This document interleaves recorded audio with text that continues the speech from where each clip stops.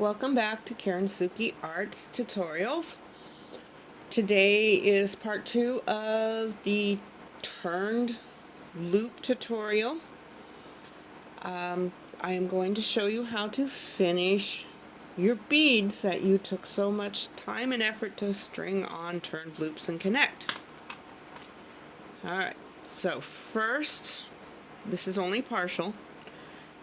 Let's discuss on how to figure out how long to make this. Depending on whether it's for you or a gift, or if you're just going to take this and sell it. A child's wrist can be anywhere from, I don't know, 4 or 5 inches to 6.5. A normal or a regular size wrist is like 7 to 7.5 inches. So basically you take your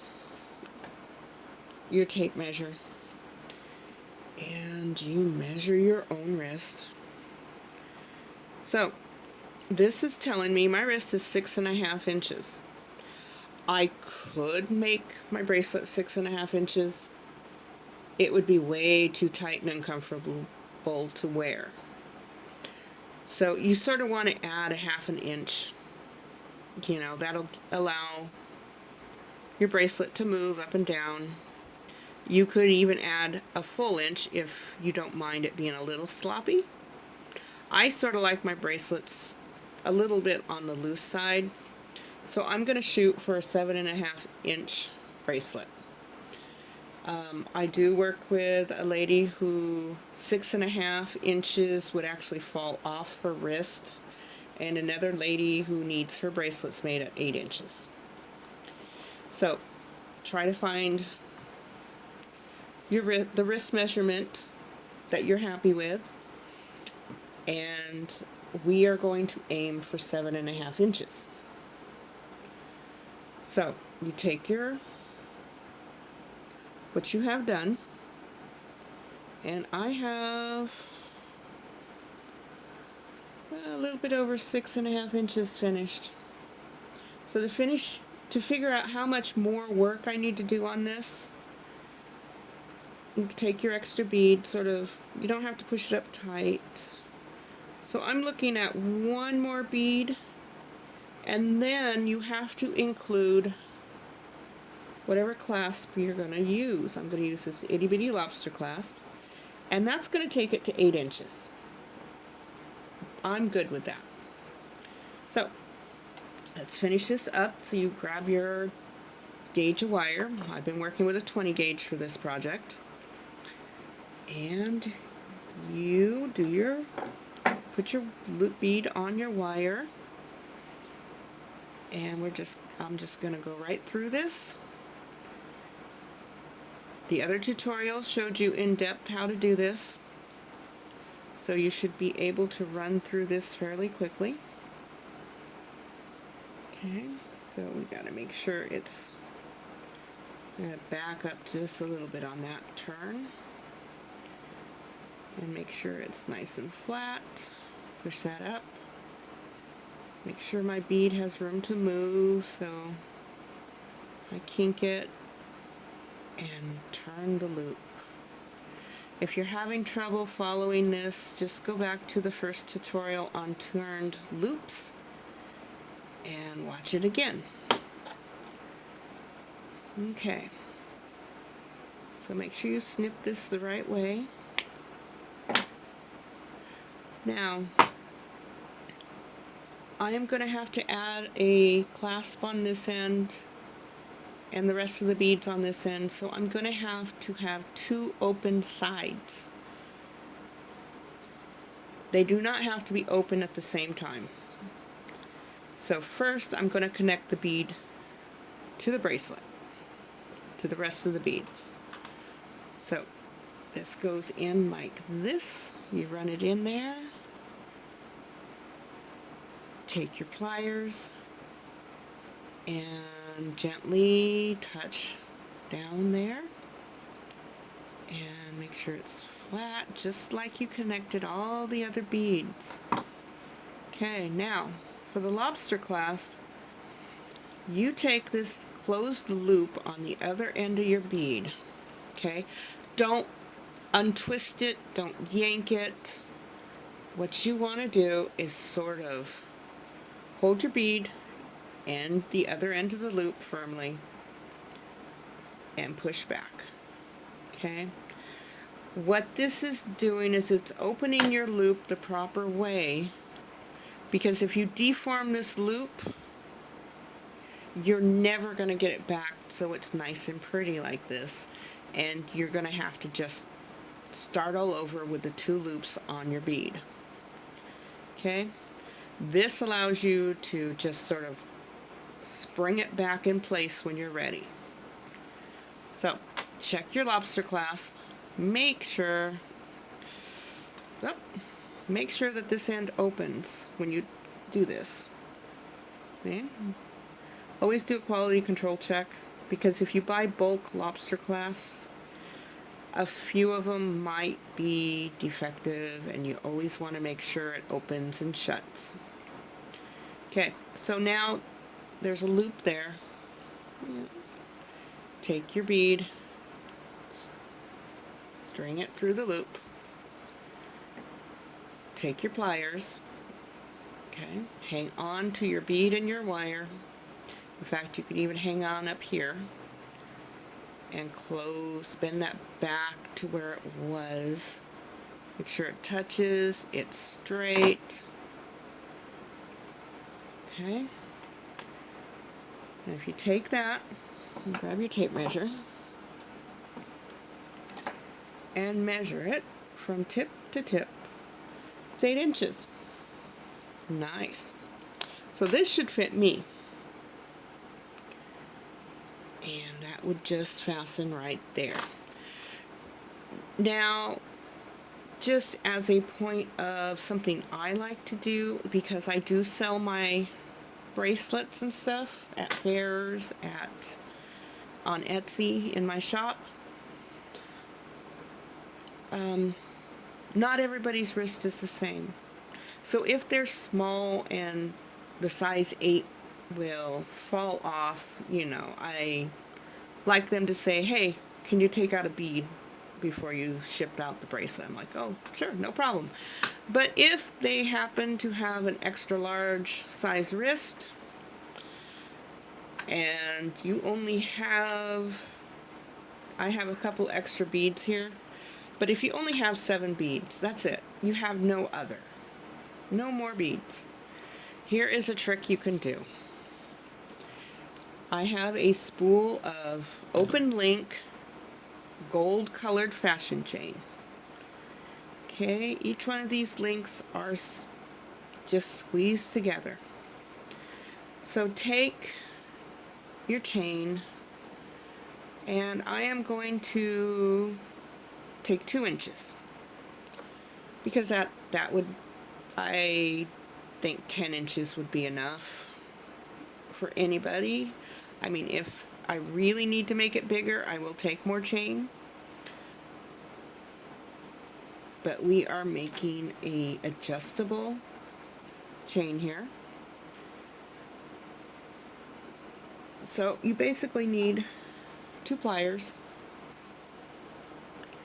Grab the link right here. Grab the other link, or other side of the link, and twist. One goes one way, one goes the other, and you have opened a chain link right there. Okay, don't get rid of this, keep this.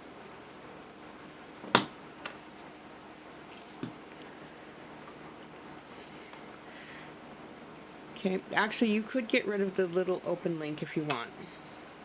I have actually collected these, and I've had enough to where I've decorated earrings and things by putting them back together. We'll just set that off to the side.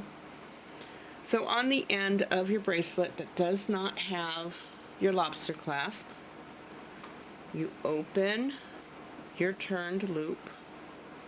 Just push back till it twists a little bit. take the end of your chain, come on, there we go, and thread that on just like you did the lobster clasp. Okay, hold your chain so it don't fall off, and then twist your loop back into place. Make sure it's all lined up. Okay, so now you have your adjustable piece, and I am going to show you one way to finish this off. What you will need is a little bit more of your 20 gauge wire and a small size bead. These are little gold metallic beads. They don't tell me what size. I think they're about 4 millimeters. Any little tiny bead will work. So I'm going to make a jump ring. It's very similar to the turned loops. You grab the end. Actually, if you look at my end, it's a little bit on the sharp side. You want that to be flat to make a good jump ring. So take your flush cutters and cut your wire flat. Put your finger over it so you don't have little pieces flying all over. Okay? Now, just turn this like you were doing your loop. And this time, sort of go off center so that you go beyond the shaft of the wire just a little bit. Okay? Now you take your clippers, make sure they're fit. You got the flat end is going to be on this side, not over here. This can be rough. Take it right up there and clip it. Okay, so now I have a jump ring. Right, like this. This is an open jump ring. You want to twist. You want to basically take this, and while it's freshly cut, just sort of push the ends together a little bit. This is where a flat nose or chain nose pliers would come into more handy. Okay. So let's push together. Now grab it and twist it, one end forward, one end back. Sort of like how you were opening up your turned loops. Take your little bead, slide it on there, just like that. You could do this with charms too. I've done this like with flower charms, angel charms. Okay. You take your other end of your ring and thread it through the last link of your chain. And then you grab it again with both your pliers, twist them back the way they came, and make sure that closes. And you can help this along a little bit. If it's not quite closed, gently wiggle that around just a little bit. Don't be forceful with this because you'll end up with a deformed loop and you'll just have to start over. Now you can slide this part right here into the bead and hide it. That will make it look better, and it will stop it from going between the links and falling off. No, that doesn't want to hide.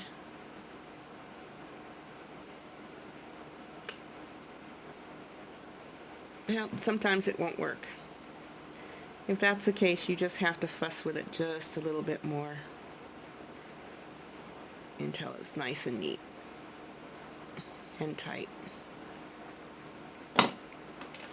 And there you go. A complete bracelet with an adjustable chain. When you wear this, if you've got small wrists, this will dangle down.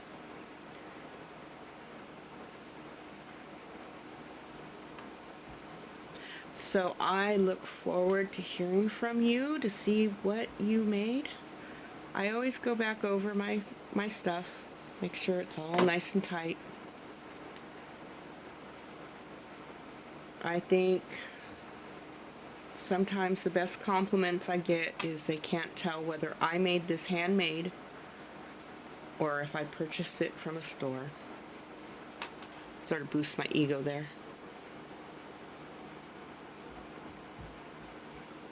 There are other clasps, but this one works just fine. There you go. I look forward to hearing from anybody that has gone through both part 1 and part 2 of the tutorial. Feel free to tell me about your experience following the tutorials, and I would love to see your finished projects. You can send them to me at KarenSukiArts@gmail.com. I will be back with more tutorials. Thank you very much for watching. Goodbye.